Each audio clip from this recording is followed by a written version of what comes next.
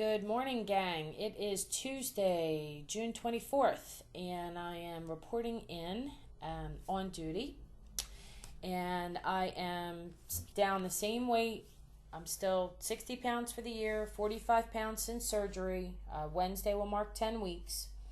And it's actually good. I'm glad that I'm kind of sitting where I'm at, not continuing to lose, because I don't think I was losing properly, and yesterday was the first day in a few days that I've eaten correctly and managed to get in 90 grams of protein. So, although the scale doesn't move when you have days that you eat properly, I know that in the long run, in the long term, I'm doing it right. So I'm happy with yesterday. What I wanted to just talk about real quick today was the attention that we get as we lose the weight, and how our relationships with people in our lives can change.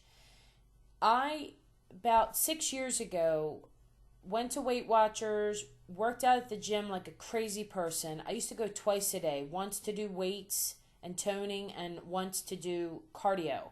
I did probably 2 to 2.5 hours a day in the gym 5 days a week, and on the weekends I walked up at the high school track. I got very obsessed with it, and I dropped probably about 50 or 55 pounds down to about what I'm at now, maybe 10 pounds lighter. But as a matter of fact, what made me think of that is the shirt that I'm wearing. I haven't worn in probably 6, 7, 8 years. So that's why I kind of just wanted to talk about that real quick. When I lost all that weight 6 years ago on my own naturally, obviously did not maintain it. I think within a year I gained it back, plus some. But what happens is 6 years ago when this happened, I was 29 years old, and men that had known me for years as an obese girl didn't give me the time of day. I mean, we worked together and we would, joke around in the office and we got along fine. But as a woman on a personal level, I was like, I didn't exist. I was invisible. After I lost, 50 something pounds and was down into a size 14, 16, I started to get a lot of attention. And the same men who thought I was invisible were asking me to go to lunch, asking me to go to happy hour. And at 29 years old, I don't think I was equipped emotionally with any level of maturity to deal with that. And it made me question who I was as a person. And it really kind of creeped me out, to be honest with you. For lack of a better word, it just creeped me out. I wanted a man to love me for me. I wanted him to love my mind. I wanted him to love my opinion. I wanted him to love how boisterous I am. I wanted him to love how I'm hard on the outside and a big mushy teddy bear on the inside, and secretly cry at Steel Magnolias, but will hoot and holler when I'm watching Die Hard. So I didn't think looks should be that important. But as I've gotten older, as I've had more experience dating, and I've had more of an opportunity to kind of study the world, socially speaking, I understand now that there's a difference between men and women. And I mean, I knew that before, but I understand the difference more now. Men and women want the same result, but how we go about getting it are two different things. When a woman meets a man, she's sizing him up. Is he independent? Is he confident? How does he dress? Does he take pride in himself? We want to know, is this guy a mommy's boy? Is this guy, still living in his parents' basement? Is this guy, working in a photo mat each night at 35 years old with no aspirations to improve himself? Not there's anything wrong with working in a photo mat, but are you at least working toward improving, maybe owning your own photo mat someday? That's what we look for. We want stability. We want somebody we can lean on. We want somebody that can handle business. A man is going to meet a woman, and the first thing he's going to decide is whether or not he wants to sleep with her. And if he determines that he wants to sleep with her, then he's going to invest time finding out, You know, are you witty? Are you funny? Are you, somebody who can carry a conversation? Are you knowledgeable? So we just put things in different order. So men are driven visually.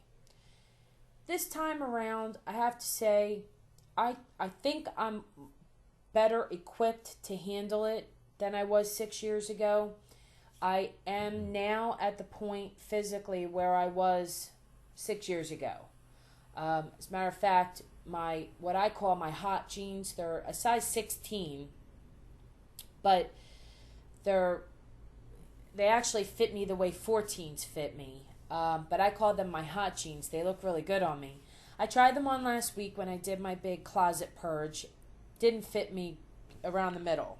My legs and butt, no problem. My legs and butt will fit in a size 12. It's just my belly won't. So I tried them on again this morning, last night, sorry. And guess what? They fit. They look great. I do not own a full-length mirror. I'm sure other morbidly obese women can probably say the same thing. So if I want to see myself head to toe, I actually have to stand up on my bathtub to look in my bathroom mirror. And I put these jeans on, and I did look good. And I'm not a vain person, and I'm not egotistical at all. But for me, and the fact that I have to even follow up when I say I looked good, and I have to follow up with like defending myself why I said that. These are things that I have to deal with as a former morbidly obese. Now I'm just obese, working toward being just overweight. But I am practicing saying positive things about myself, and I'm practicing loving myself. And it seems very strange and very foreign to me. And again, like I said, I feel like I have to defend myself, to compliment myself. I don't want to sound egotistical, and I don't want to sound that I think I'm all that. But I should be proud of the fact that I've gone from a size 22, 24 jean down to a 16 in less than 10 weeks. I should be proud of that. I should be gaining more attention. It's how I handle it that's going to define who I am as a person. I will not use this opportunity to become promiscuous or work men over. I'm still the same person.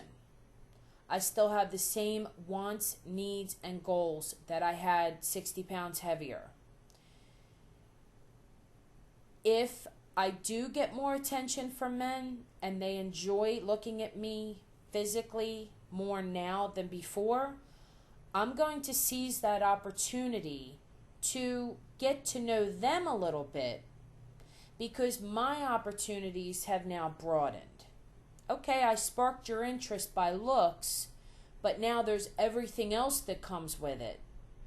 And I'm not going to hide anything about myself. I want you to see all of me up front, right from the get-go, because if I'm not your kind of girl, let's not waste each other's time.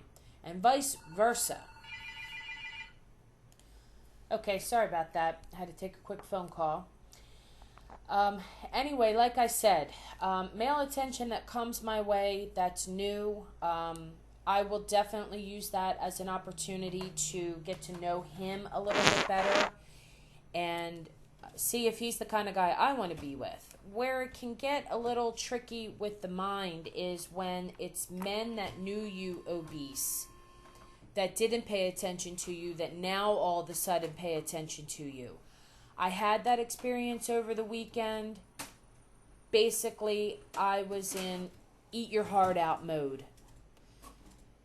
That's it. I am not interested in being with a man who didn't want anything to do with me obese, and now all of a sudden that I am doable, that they want to show affection toward me. I'm sorry. I cut people out of my life. I went into this process pretty much alone and isolated on purpose. I want to come out of this experience meeting new people and not being known as the formerly morbidly obese woman. So comments, feedback. I'd appreciate it. Good luck to everyone. Have a fabulous day.